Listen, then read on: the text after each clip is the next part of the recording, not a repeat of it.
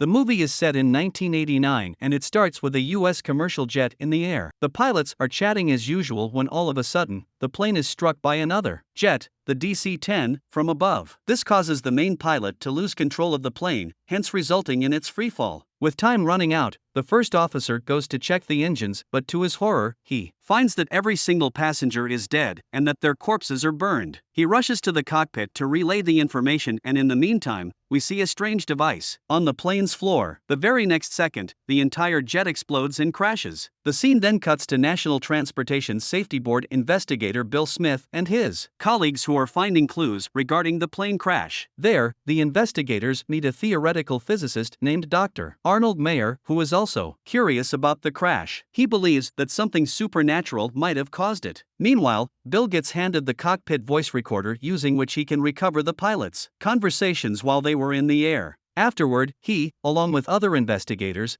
goes to meet the air traffic controller officer, Jans. After a bit of questioning, Jans reveals that he and 3 others were handling 40 flights and were very tired at the time of the accident. However, the strange thing is that when he looked away from the control screen for a second, he saw the DC-10 plane appear out of nowhere. Jans claims that he did inform the pilots to turn away, but by that time, disaster was imminent. Saying this, he starts crying, so Bill and the others leave him be. Shortly after, Bill heads to the airport hangar, where all the remains of the plane have been kept. There, he notices the ticket agents handing out coffee, including an attractive woman named Louise Baltimore. He calls her and asks for a cup of coffee, but she mysteriously runs off after seeing him. Bill ignores the strange occurrence and sits down to listen to the cockpit recordings. A while later, Louise finally brings him and the others coffee. The two seem attracted to each other, and after she leaves, Bill notices something odd while listening to the audio. He hears the first officer yell that the passengers had already died and were burned before the plane crashed. However, the investigation shows no evidence of a fire before the crash. This confuses all of the investigators, and they conclude that the first officer might have said that out of fear and shock. After this, Bill enters the gymnasium where the dead bodies and their personal belongings are being examined. The lead examiner shows Bill a digital watch that somehow is moving backward in time. In addition, the examiner brings out 2 other watches also moving backward, further adding to the confusion because all 3 of them couldn't be broken at the same time. Later, Bill is seen answering questions from reporters in a press conference.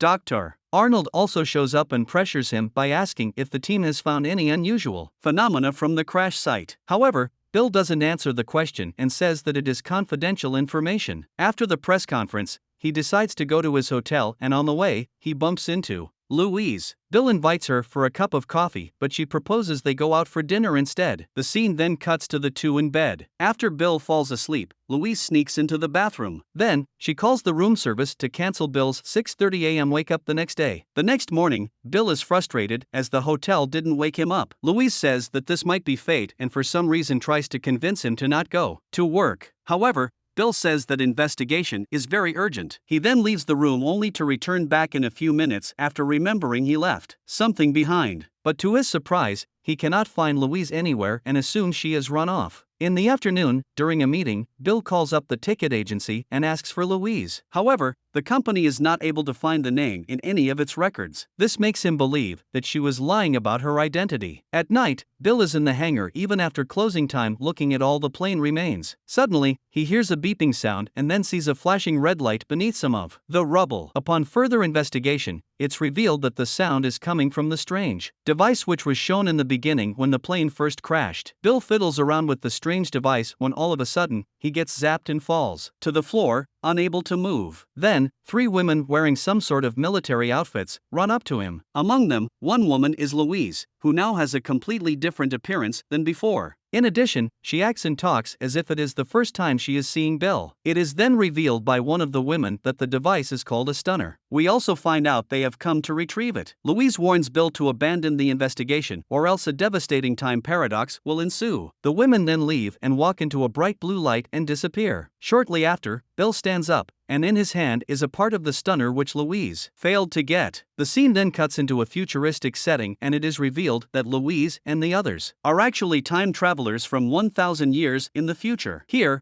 pollution has turned humans infertile and humankind is on the verge of extinction. Hence, a team of the world's best scientists has sent women into the past to abduct people who are able to reproduce. The plane crashes were part of this plan, and the abductees are kept in stasis until they can be sent into the far future to repopulate the Earth. As the team of time traveler women returns, we are introduced to Louise's personal robot, Sherman. He tells her that their master is calling them, so they go into the control room to meet him. Their master then tells Louise that because she talked to Bill, it has caused the past to change, and this causes a timequake, similar to an earthquake. Furious, Louise questions her master if she should have killed Bill. However, she is soon told by another one of her teammates that it would have resulted in a major time paradox, killing everyone. This calms Louise down, and shortly after, they watch Bill on a screen as he wakes up. When he starts yelling her name, Louise is stunned as she believes she had just met Bill for the first time. She asks Sherman how he could have known her name. The latter explains that in Bill's timeline, he had already met her before. However, in Louise's timeline, she met him for the first time in the hangar where she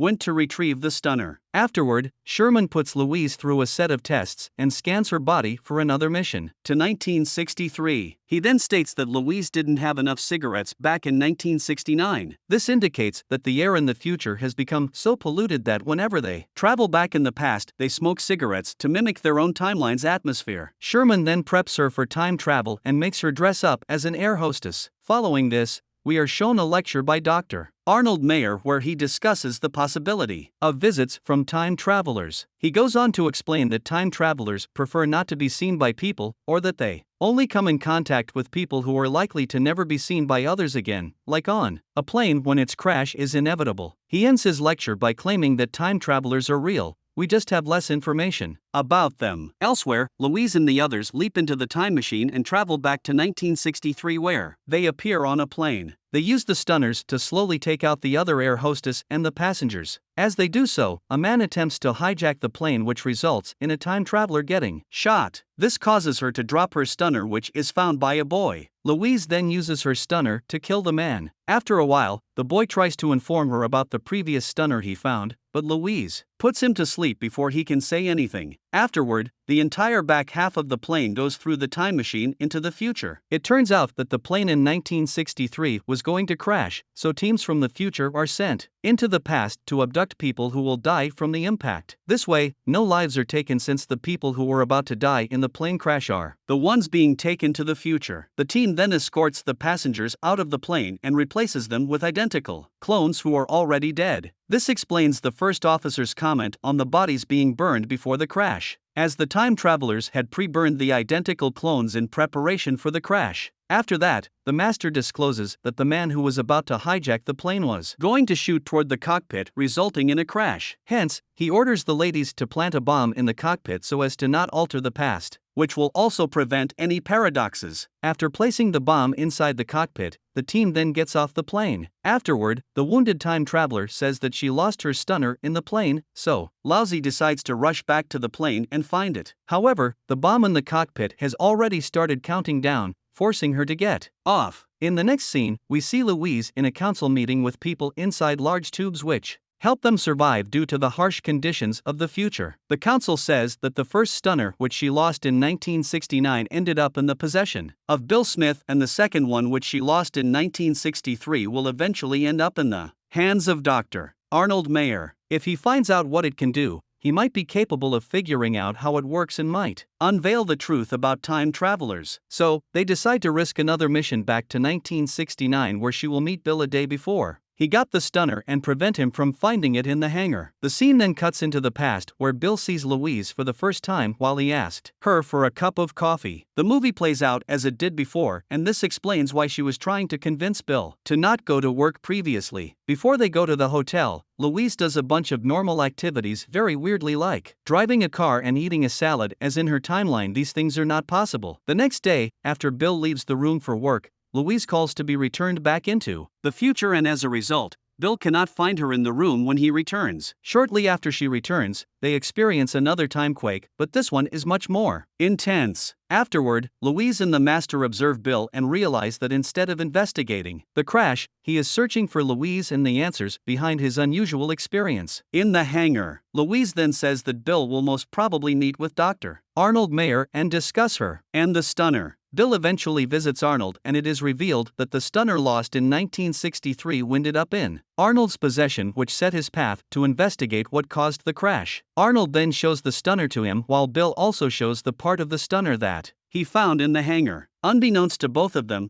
Bill is actually in the possession of the stunner initiator. It is then revealed that Bill was also one of the passengers who boarded the 1963 plane and was the only one to survive. In fact, he is the same boy that saw the stunner and was put to sleep by Louise before he could utter a word. Meanwhile, worried that they might cause a huge paradox, Louise decides to pay Bill and Dr. Arnold a visit. Shortly after, she materializes from the future and reveals her mission to them, hoping that the two would voluntarily keep the secret. During the conversation, Arnold accidentally kills himself while reassembling the stunner with the help of Bill's initiator. Now, because Arnold was necessary for the development of the gate technology which makes time travel possible, his death results in a time paradox that will destroy the entire future civilization. Terrified, Louise rushes to the time gate in order to get to the future. However, Bill, who has now finally found the love of his life, decides to follow her through the gate with the intention of never leaving her side. The two jump through the portal and find that in the future, everything is coming to an end due to an infinite and intense timequake that lasts forever. Now, the only course of action to save the human race is to send all the people who were collected from the planes into the distant future to repopulate before the time machine is permanently destroyed. So, the Master slowly initiates the time machine after he wakes the people who were kept unconscious in holding pens. He then orders them to move to the time portal immediately. After everyone is through the portal, Bill prepares to go through it but stops when Louise says she has to stay back. However, Sherman convinces her to go and start a new life with Bill. It is then revealed that Louise is pregnant with Bill's child, and so the couple steps through the gate together and disappear while the explosions engulf Sherman, the Master, and all members of the council.